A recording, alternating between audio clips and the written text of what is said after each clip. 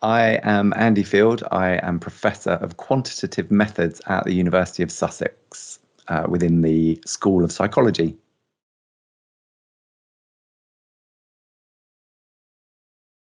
A typical working week for me really depends what time of year it is.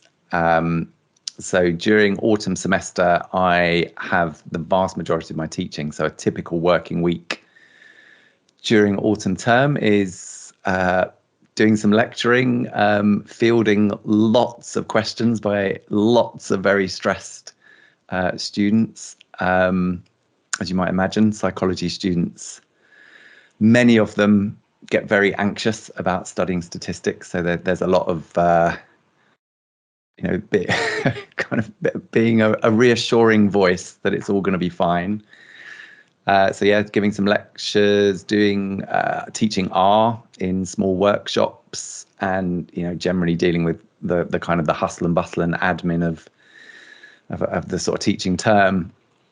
Outside of autumn term, a typical week is a mix of, sometimes I'm textbook writing, in which case I'll try and switch off everything that I can switch off and focus on that, which is actually pretty hard to do, to be honest, but I try. And doing my own research, supervising PhD students, stuff like that. And also I'm quite often a statistician on other people's projects within the School of Psychology. So I'll quite often basically be spending the week being someone's data monkey.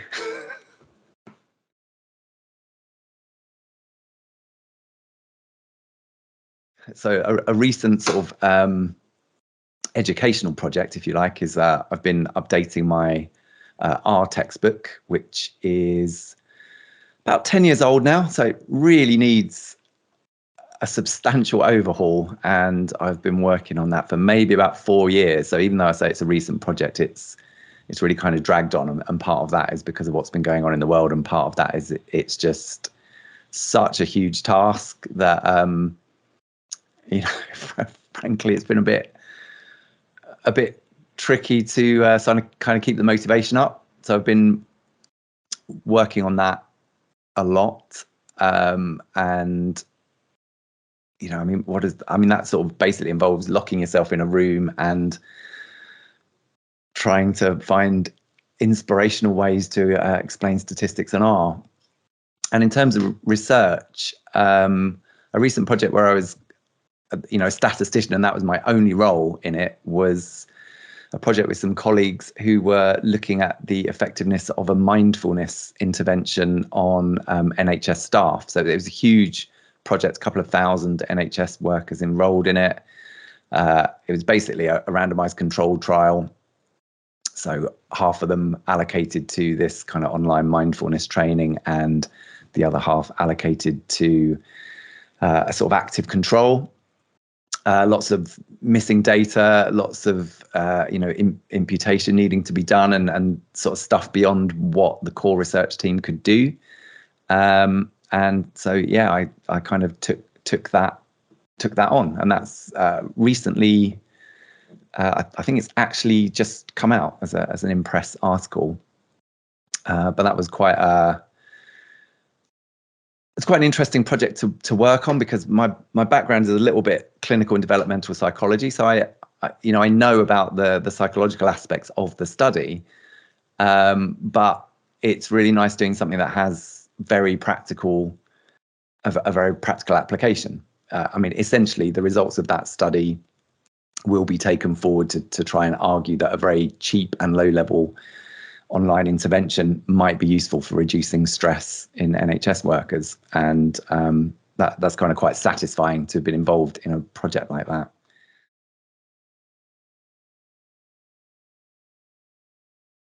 The favourite part of my job, it's a bit the same answer as to what recent projects have I done, because the way my work life is divided up really is into more or less the two things I enjoy most. I really love statistics education. I like writing and explaining things and helping students to get to grips with concepts that they feel like they maybe can't get to grips with. And I particularly love that because it's really, there's so much flexibility in what you can do. So when I used to sort of teach core psychology modules, so say I was teaching clinical psychology, there's a sort of limit to sort of how far you can sort of deviate from the knowledge that people need to know. You know, you can't really be very creative with it. But with maths-based subjects and statistics, the world is your oyster. You know, you can generate your own examples, you can find your own metaphors, you can really think about, you know, what might a student really be able to relate to, what's going to be the thing that makes a difference between a student understanding something and not understanding something. And I kind of love that freedom and creativity. And especially at university level, no one really tells you how to teach. It's like if your student feedback is good, then everyone's happy, right? So you can do quite you know, you can be eccentric. I think that's you know, that's kind of almost actively tolerated if it helps students to learn. So that is fantastic. You know, I have some of my lectures have like narrative stories running through them. So, you know, data gets analyzed to solve some kind of problem. Like there's a lecture involving an alien space invasion where we have to solve some data-driven problems to save the universe, that sort of thing. I get to dress up as an alien and things like that, which is, yeah, I mean, it's like, you know, I basically get paid to dress in silly costumes and arse about, which is quite nice. And yeah, obviously the research stuff is really, really satisfying because I just quite like looking at data. And I guess it's working in a school of psychology, it's quite satisfying because if ever I'm working on someone else's project, it is because I'm adding some value. I'm doing something statistical with the data that they don't feel qualified or able to do. So there's a real sense of, you know, being a team player. I really kind of, although I like having my own research, I really like being part of a team and feeling like I'm being useful to other people.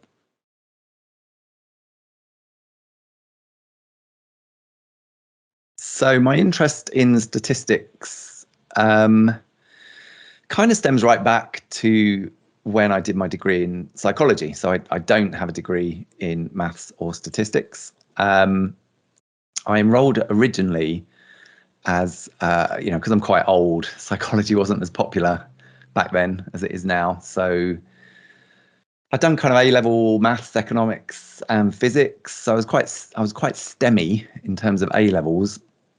But I really had, you know, I guess like a lot of 18-year-olds, I had an interest in the human condition. I wanted to find myself or something. So decided psychology would be the thing for me. But originally enrolled in joint honours economics and psychology because it's, you know, the economics was sort of stick with what you know, and the psychology was like try out the thing you're actually a bit more interested in. And basically I switched to psychology in my second year. But throughout my degree, the sort of I guess the story of my degree was I always did best in like the stats and maths modules. So although I switched to psychology, that was kind of a bad decision in terms of my marks because I always did much better in the sort of quantitative subjects. And then when I did my PhD and we were doing some sort of postgraduate stats modules in that, I guess started to realize, you know, we'd be set an assignment and I'd find myself going off and like reading statsy articles. I mean, I didn't understand a lot of them, but I'd like really delve into it. And I suddenly realized I was like literally the only student who did that.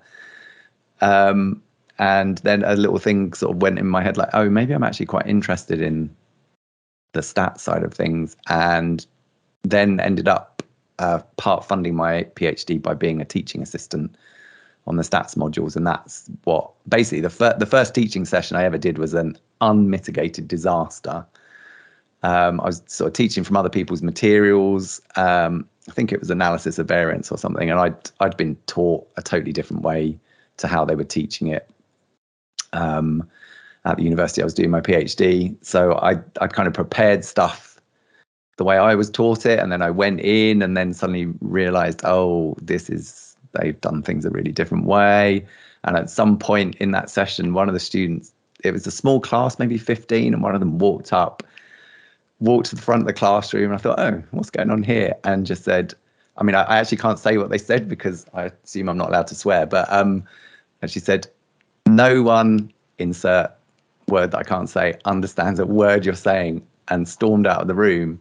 And I was quite shy at that age. I mean, still am a bit, but it was just mortifying. I just literally wanted the ground to swallow me up. And that sort of lit a match under me of, okay, I need to be the best at making this interesting in the world to try and compensate for this disastrous life event.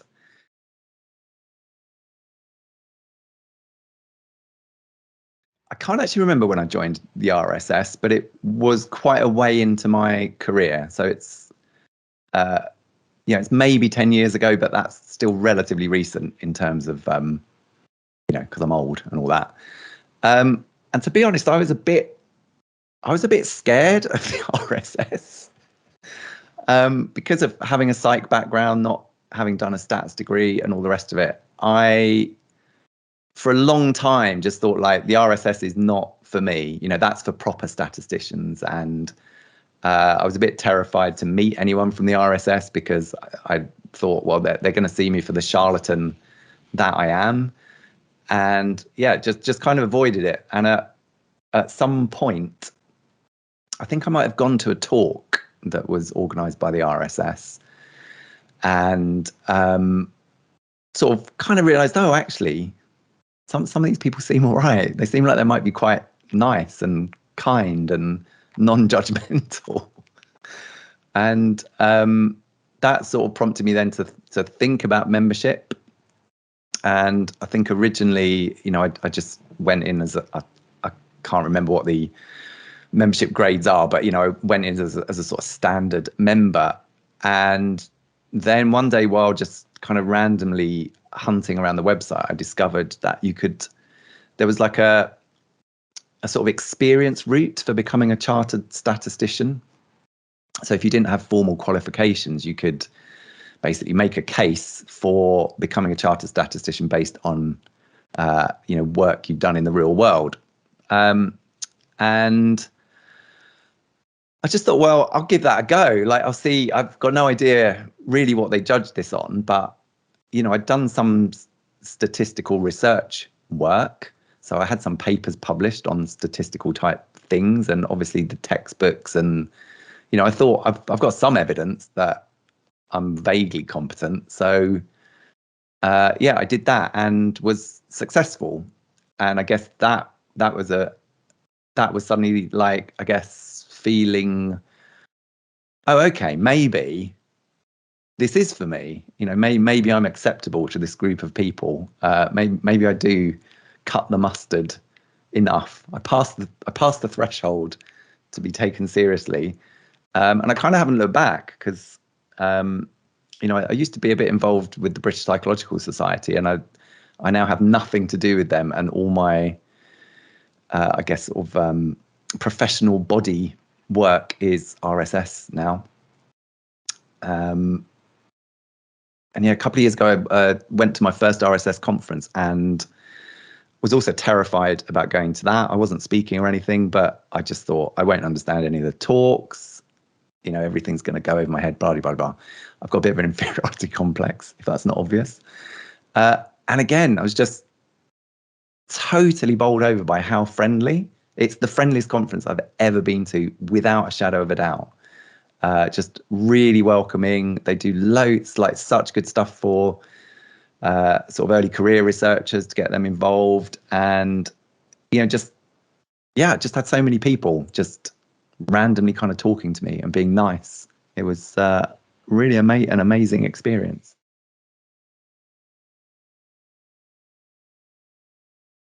So the teaching statistics section it came about because once I'd got a bit involved with the RSS, I started kind of thinking about, I guess, what could I contribute? And the obvious the obvious thing that I do a lot of is teaching and teaching materials.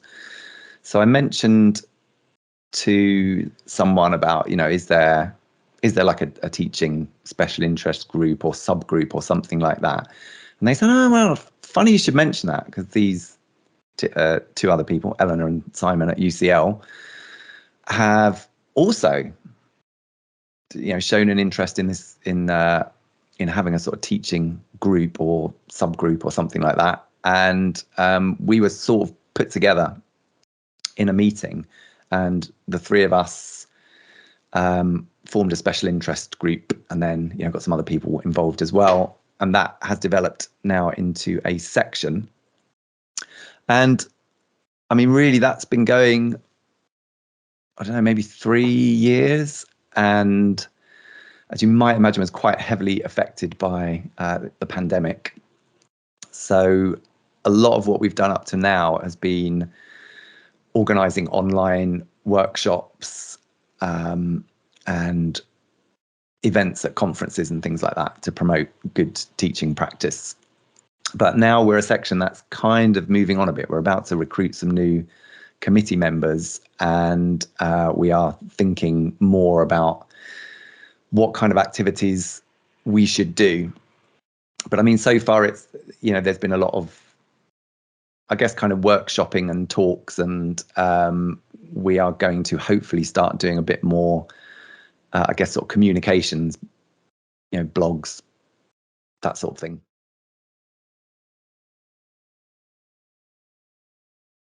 The best thing about volunteering, and especially being part of the teaching statistics section, is, I mean, it's a bit of a trite response, really, but it's just how nice everyone is. Like, being able to sort of interact with other people who are just as passionate as you are about, in my case, educating or stats education, and those people all just being very passionate, very friendly, very nice. It's just kind of great. It's like you get to meet up with kind of nice people with interesting ideas who are highly motivated to do the same sorts of things that you're highly motivated to do. It's just kind of, it's just very sort of, I don't know, I guess it makes you feel like you're not alone, like you're not just some kind of strange person with these sort of passions in life. But also it makes you feel like you can be part of, I guess, a sort of a bigger project or a bigger ambition to kind of improve statistics education more widely.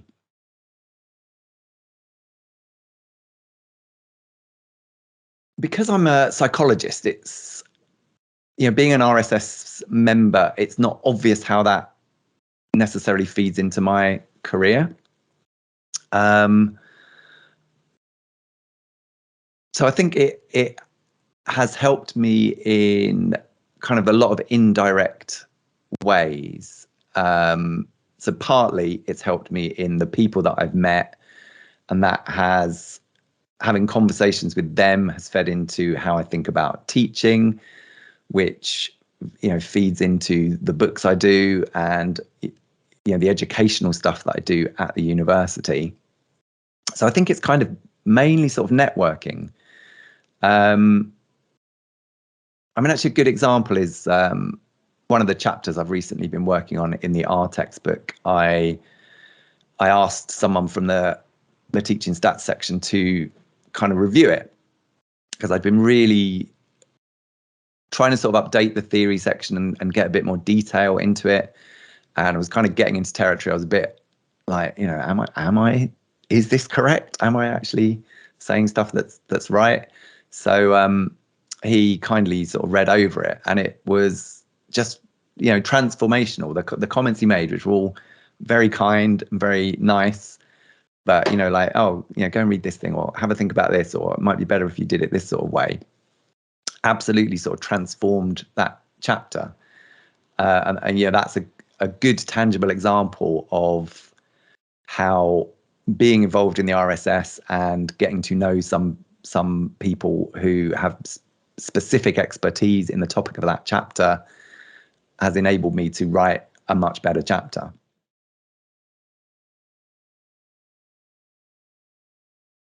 I think the most inspiring thing about working with statistics is, well, on the educational front, it's just constantly inspiring, trying to work through people's conceptions about their own abilities.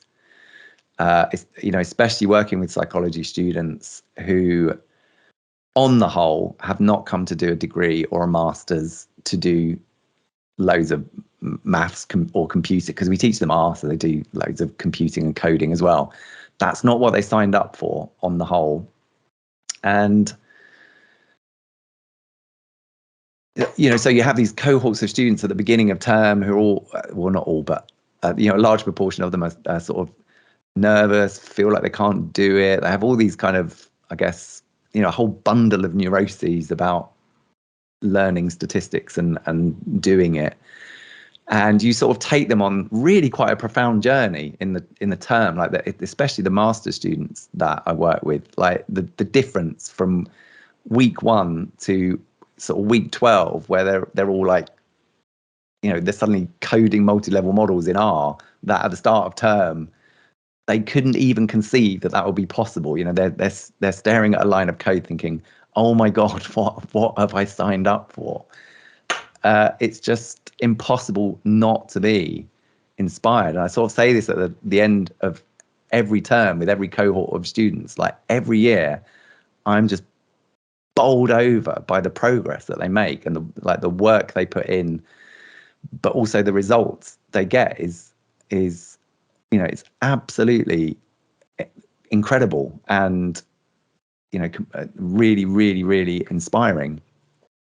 On the research front, I think the thing that inspires me is how, and the thing that I've realized the more that I've got involved in statistics and data and sort of the less I'm involved with psychology, is I guess there's a certain thing when you are on a non-stats degree, but you learn some statistics, you get a very sort of like, oh, well, this is how things are, and there just is a way of fitting models, and all the problems in statistics have been solved. So these are the tools that we have.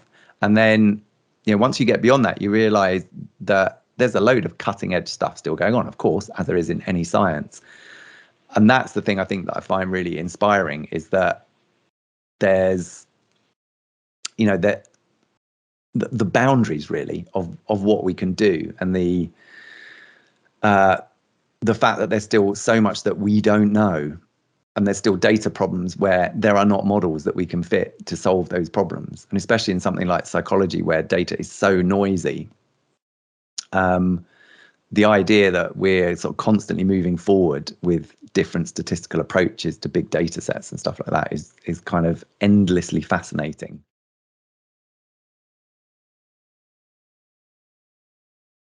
Or definitely don't write competing textbooks if you're following in my footsteps. Don't do that. Don't write better textbooks than me.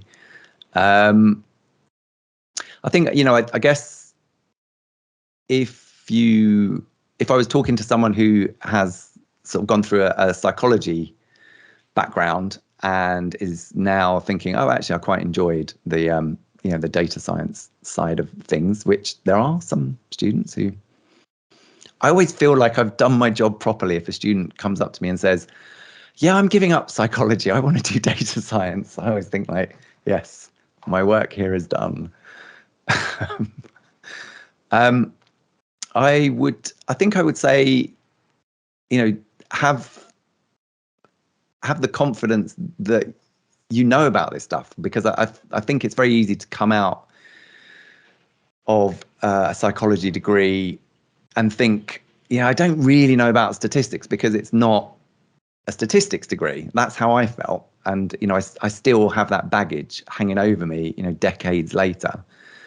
And I would say don't feel like that, because at many universities, the statistics training is actually pretty good. and a lot better than in some other disciplines that kind of deal with quantitative data.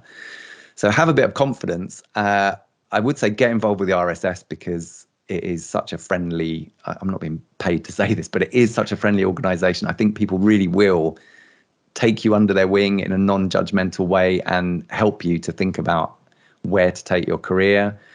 And I think it's also worth, if you've enjoyed the kind of data science parts of your degree, looking at kind of other standalone courses that you can do. One of the things that I guess was a struggle for me is I've had to do a lot of kind of independent learning because I didn't do a maths and stats degree. A lot of what I've ended up knowing is self-taught. I've had to go and find books. I've had to kind of slog my way through notation that maybe doesn't come naturally to me to understand. And you can get there, but it's find yourself a course where someone's going to teach you this stuff. There's loads of them online, and I think that would be really, really helpful.